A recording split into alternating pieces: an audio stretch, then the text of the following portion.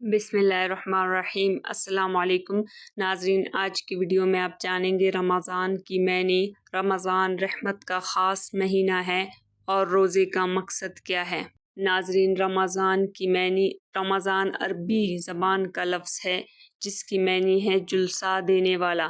اس مہینے کا یہ نام اس لیے رکھا گیا کہ اسلام میں جب سب سے پہلے یہ مہینہ آیا تو سخت اور جلسہ دینے والی گرمی میں آیا تھا، لیکن بعض علماء کہتے ہیں کہ اس مہینے میں اللہ تبارک و تعالیٰ اپنی خاص رحمت سے روزہ دار بندوں کے گناہوں کو جلسہ دیتے ہیں اور معاف فرما دیتے ہیں، اس لیے اس مہینے کو رمضان کہتے ہیں۔ ناظرین، رمضان رحمت کا مہینہ ہے۔ اللہ تعالیٰ نے یہ مبارک مہینہ اس لیے عطا فرمایا کہ 11 مہینوں میں کاموں میں منہمک رہتا ہے، جس کی وجہ سے دلوں میں غفلت پیدا ہو جاتی ہے، روحانیت اور اللہ تعالیٰ کی قرب میں کمی واقع ہو جاتی ہے۔ تو رمضان المبارک میں آدمی اللہ تعالیٰ کی عبادت کر کے اس کمی کو دور کر دیتا ہے، دلوں کی غفلت اور زنگ کو ختم کر سکتا ہے، تاکہ اللہ تعالیٰ کا قرب حاصل کر کے زندگی کا ایک نیا دور شروع ہو جائے۔ جس طرح کسی مشین کو کچھ عرصے استعمال کرنے کے بعد اس کی سروس اور صفائی کرنی پڑتی ہے، اسی طرح اللہ تعالیٰ نے انسان کی صفائی اور سروس کے لیے یہ مبارک مہینہ مقرر فرمایا ہے۔ ناظرین، رمضان المبارک کی برکتوں کو حاصل کرنے کے لیے عبادت میں اضافہ کرنا چاہیے۔ رمضان المبارک کی برکتوں کو حاصل کرنے کے لیے اپنی عبادت کی مقدار میں اضافہ کرنا ہے۔ دوسرے ایام میں جن نوافل کو پڑھنے کی توفیق نہیں ہوتی، ان کو اس مبارک ماہ میں پڑھنے کی کوشش کرے۔ مثلاً مغرب کے بعد سنتوں سے الگ یا کم از کم سنتوں کے ساتھ 6 رکعت اوابین پڑھے۔ عشاء کی نماز سے چند منٹ پہلے آ کر 4 رکعت یا 2 رکعت نفل پڑھے۔ سحری کھانے کے لیے اٹھنا ہی ہے تو چند منٹ پہلے اٹھ کر کم از کم 4 رکعت تہجد پڑھ لے۔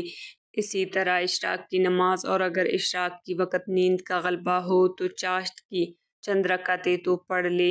ظہر کے بعد 2 سنتوں کے ساتھ 2 رکعتیں نفل اور عصر سے پہلے 4 رکعتیں نفل بھی پڑھ لے، کیونکہ نماز کا خاصہ یہ ہے کہ یہ اللہ تعالیٰ کے ساتھ انسان کا رشتہ جوڑتی ہے اور اس کے ساتھ تعلق قائم کرتی ہے، جس کے نتیجے میں انسان کو ہر وقت اللہ تعالیٰ کا قرب حاصل ہوتا ہے۔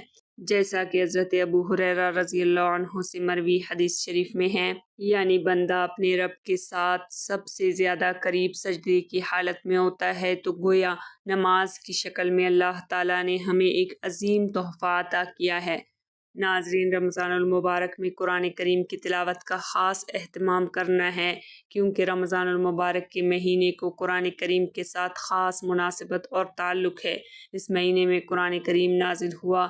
خود نبی پاک صلی اللہ علیہ وسلم بھی رمضان المبارک میں حضرت جبرائیل علیہ السلام کے ساتھ قرآن مجید کا دور فرمایا کرتے تھے۔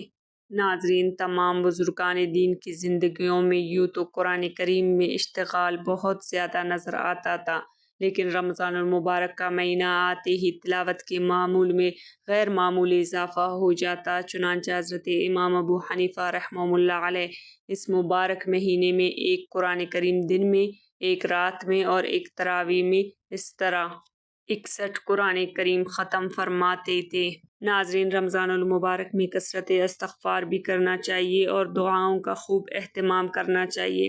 رمضان المبارک کی برکات کو حاصل کرنے کے لیے دعاؤں کا اہتمام لازمی ہے۔ بہت سے روایات میں روزہ دار کی دعا کی قبول ہونے کی بشارت دی گئی ہے۔ ناظرین، آج کی ویڈیو میں اتنا ہی۔ مزید اسلامی معلومات کے لیے اگر آپ نے ابھی تک چینل کو سبسکرائب نہیں کیا تو پلیز سبسکرائب کریں، ویڈیوز کو لائک اور شیئر کریں۔ اللہ حافظ۔